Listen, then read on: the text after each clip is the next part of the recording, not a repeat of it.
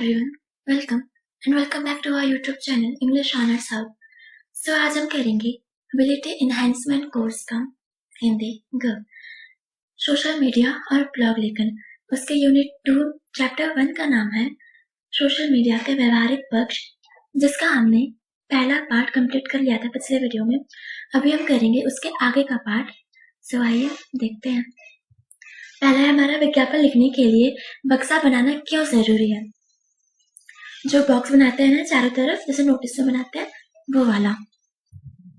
तो इसमें लिखा है कि एक रेक्टेंगुलर शेप के बॉक्स में हमें विज्ञापन बनाना चाहिए, क्योंकि उसमें हम जो भी चित्र लगाएंगे या जो भी लिखेंगे वो उस रेक्टेंगुलर शेप के अंदर आ जाएगा और वो और ज्यादा अट्रैक्टिव लगेगा देखने में। तो लोगों का और मन करेगा कि हाँ क्या है, तो पढ़ लेते हैं। इसलिए विज्ञापन के चारों तरफ एक रेक्टेंगुलर शेप बनाना बहुत ज्यादा जरूरी होता है। फिर हमारा शब्द, वाक्य या जिंगल का चयन करना कैसे समझे या कैसे करना है हमें, या किस तरह से करना है।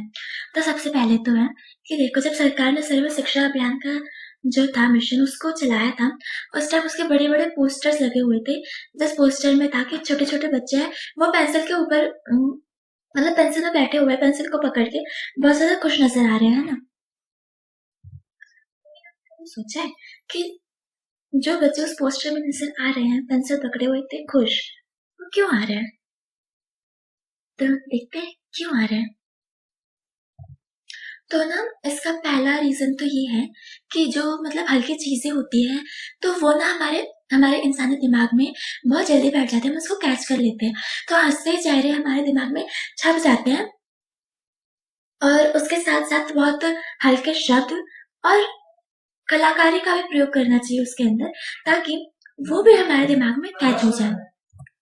तो उसमें जो बच्चे हैं वो हंसते हुए क्यों नजर आ रहे थे ये तो हमें पता चल गया, लेकिन जो पेंसिल है, पेंसिल पकड़े हुए वो इतना खुश क्यों थे ये तो नहीं पढ़ा। तो इसका मतलब ये है कि विज्ञापन ये बताना चाहता है कि हर बच्चे के हाथ में पेंसिल होनी चाहिए, यानी हर बच्चा पढ़ना चाहिए। तो हमारा विज्ञापन में क्या लिखना जरूरी है।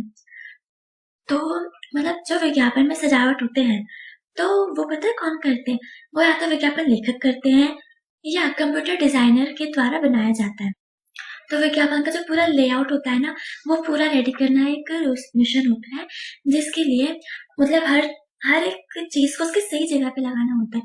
ये भी नहीं कर सकते कि ऊपर का नीचे हो जाए तो चलेगा, नहीं, परफेक्ट होना चाहिए सब कुछ। फिर हमारे विज्ञापन के लेआउट में कौन कौन सी चीजें होनी चाहिए। तो अब हम पढ़ते हैं विज्ञापन के लेआउट में किस किस चीज का चयन करना चाहिए। तो पहले है हमारा कॉपी। तो विज्ञापन के अंदर लिखे जाने वाली जो बॉडी होती है ना, तो उसको हम कॉपी बोलते हैं। और जो कॉपी होता है एक अच्छी वही होती है जिसको बहुत स्पष्ट और संक्षिप्त तरीके में लिखा गया हो, ताकि हम उसको बहुत इजीली पढ़ के समझ सके। फिर हमारा शीर्ष पंक्ति यानी कि हेडिंग। हम जो हमारी हेडिंग है, हेडलाइन, वो भी बहुत अच्छी होनी चाहिए, ताकि जिसको हम पढ़ते समझ आए कि इस पूरे कॉपी में क्या बताना चाहते हैं। तो हेडिंग भी बहुत अच्छी होनी चाहिए और प्रभावशाली होनी चाहिए। फिर हमारा उपशीर्ष पंक्ति यानी कि सब हेडलाइन। अब सब हेडलाइन भी हेडिंग के बाद लिखी जाती है और ये हेडिंग से थोड़ा छोटे अक्षरों में लिखा जाता है। और जो भी जहाँ पे हम हेडिंग छोड़ते हैं तो सब हेडलाइन में हम उसके आगे की लाइन लिखते हैं थोड़ी बहुत, ताकि हमारे दिमाग में घुसे और थोड़े सरल शब्दों में लिखना चाहिए। फिर हमारा विज्ञापन पाठ, इसमें कि एक अच्छा विज्ञापन पाठ वही होता है जो कि रीडर को एक ऐसी कार्यवाही के लिए मजबूर कर दे जिसकी अपेक्षा विज्ञापन लेखक ने कभी की नहीं है, जिसको विज्ञापन लेखक है ना, उसने कभी नहीं किया है। तो एक अच्छा विज्ञापन पाठ वही होता है जिसमें बहुत स्पष्टता हो और निरंतरता भी होनी चाहिए, यानी कि हम उसे कंटिन्यूसली पढ़ सके। तो वही है। फिर हमारा चित्र, अगर विज्ञापन बना रहे हैं या हम स्कूल में भी बनाते थे एडवर्टीजमेंट, है ना, तो हमें क्या बोला जाता था कि एडवर्टीजमेंट में फोटोज वगैरह भी लगानी है ताकि वो बोरिंग ना लगे, हमें पढ़ते टाइम उसको इंटरेस्ट आए। तो फोटो भी लगाना बहुत जरूरी है। फिर हमारा व्यापारिक चिन्ह यानी ट्रेडमार्क। अब ट्रेडमार्क ना काफी सारी जो कंपनी होती है वो यूज करती है अपने पहचान के लिए।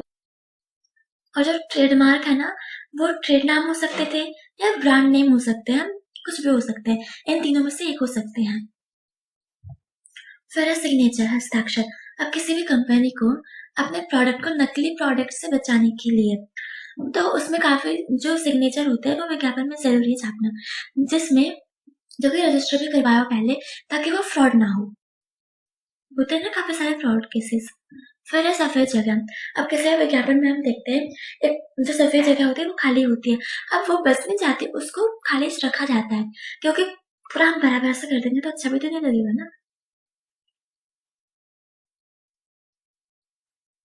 फिर है बॉर्डर। अब विज्ञापन के लेआउट को और ज्यादा आकर्षक बनाने के लिए विज्ञापन के चारों ओर हम एक बॉर्डर भी बना सकते हैं।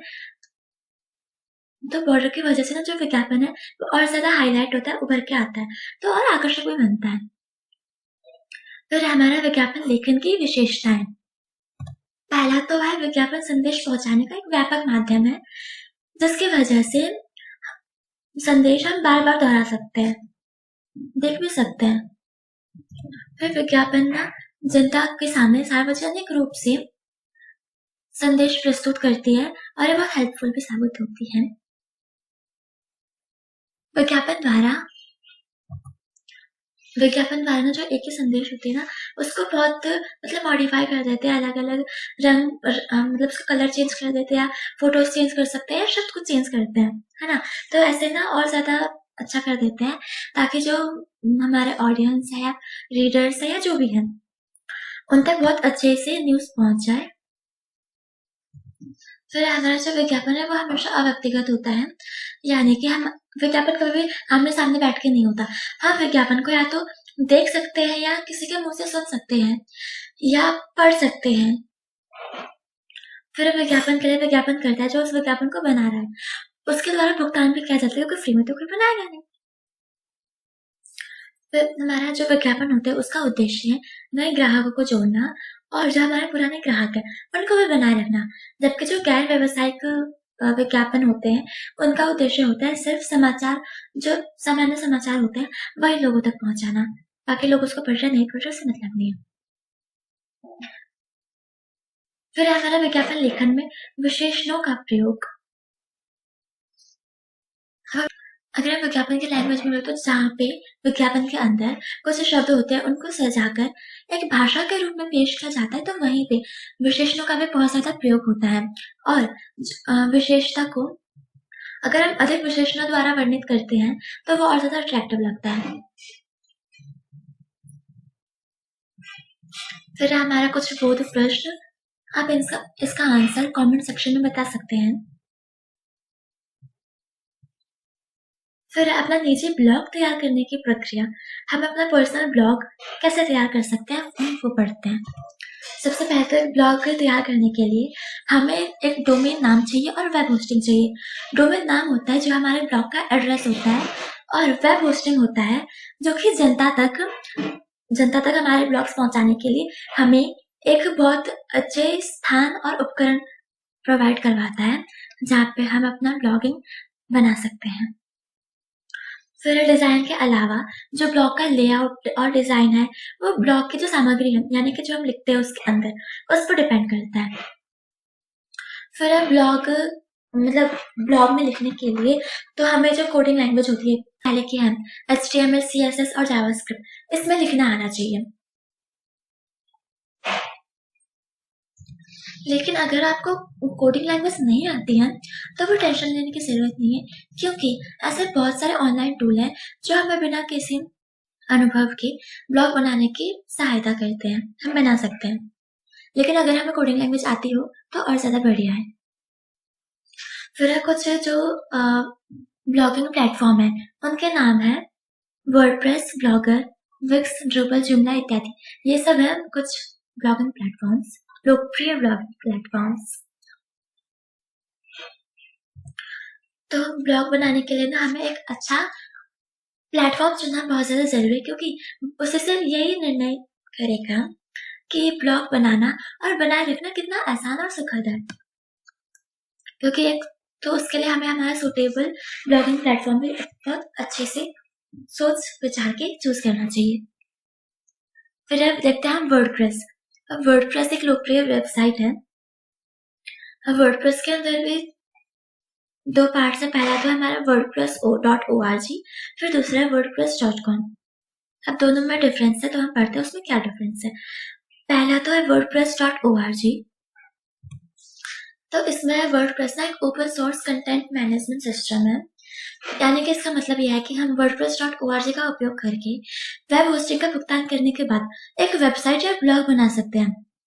अब wordpress.org 2003 में बनाया गया था और इसे PHP और MySQL में लिखा जाता है। ये भी एक कोडिंग लैंग्वेज है।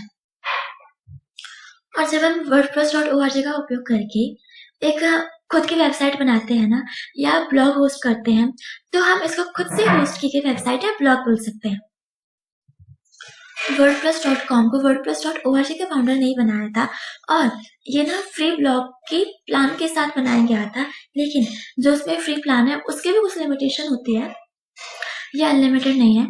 और ये हमें फ्री ब्लॉग पर डोमेन नाम उपलब्ध नहीं है, लेकिन ये हमें सब डोमेन नाम प्रोवाइड करता है। और wordpress.com ना एक खुद से होस्टिंग, स्वयं होस्टिंग और डोमेन नाम बेसिस को हम खरीद सकते हैं, और ये पूरी सुविधाओं से इसकी हम पूरी सुविधाएं प्राप्त करने के लिए हमें इसका जो सब्सक्रिप्शन प्लान है वो खरीदना पड़ता है, इसको अपग्रेड करना पड़ता है। फिर है हमारा ब्लॉगर। अब ब्लॉगर गूगल द्वारा प्रदान किया गया एक फ्री ब्लॉगिंग प्लेटफॉर्म है, उसमें हम फ्री में ब्लॉग बना सकते हैं, और जो ब्लॉगर है वो हमें एक सब डोमेन नेम देता है, सब डोमेन प्रदान करवाता है। देखो यहाँ पे जो सब डोमेन है उसका एग्जाम्पल भी है, www.blogname.blogspot.com, ये सब डोमेन है हमारा। फिर हमारा ब्लॉग पोस्ट लिखना। तो हम पोस्ट में, ब्लॉग में हम क्या लिखना चाहते हैं, हम उसको कैसे लिखेंगे, किस तरह से रेडी बनाएंगे, कैसे उसको और ज्यादा आकर्षक बनाएंगे ताकि लोग उसको पढ़ते रहे। तो उसके लिए तो है कि हम जो भी उसमें लिख रहे हैं वो बहुत विचारशील और वस्तुनिष्ठ होना चाहिए, ताकि जो भी पढ़ रहे हैं हमारे ब्लॉग को वो उसकी तरफ और ज्यादा आकर्षक हो और अपनी रुचि बनाए रखे। तो इसके भी कुछ पॉइंट से पहले हम देखते हैं।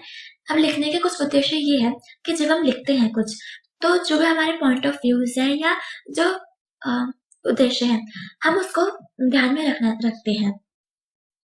फिर है संक्षिप्त होकर या बहुत सटीक भाषा का उपयोग करके हमें अपने पोस्ट को समझाना चाहिए लोगों को, ताकि लोगों को वो आसानी से समझ आ जाए, ज्यादा मेहनत ना करनी पड़े समझने में, ऐसे वर्ड्स यूज करना है ना। फिर है जब ब्लॉग है उसको हमेशा अपडेट करते रहना चाहिए, ताकि जो हमारे रीडर्स है उनकी जो रुचि है वो बनी रहे। तो हम या तो डेली बना सकते हैं या वीकली बना सकते हैं, इस तरह से हम बना सकते हैं अपने ब्लॉग्स।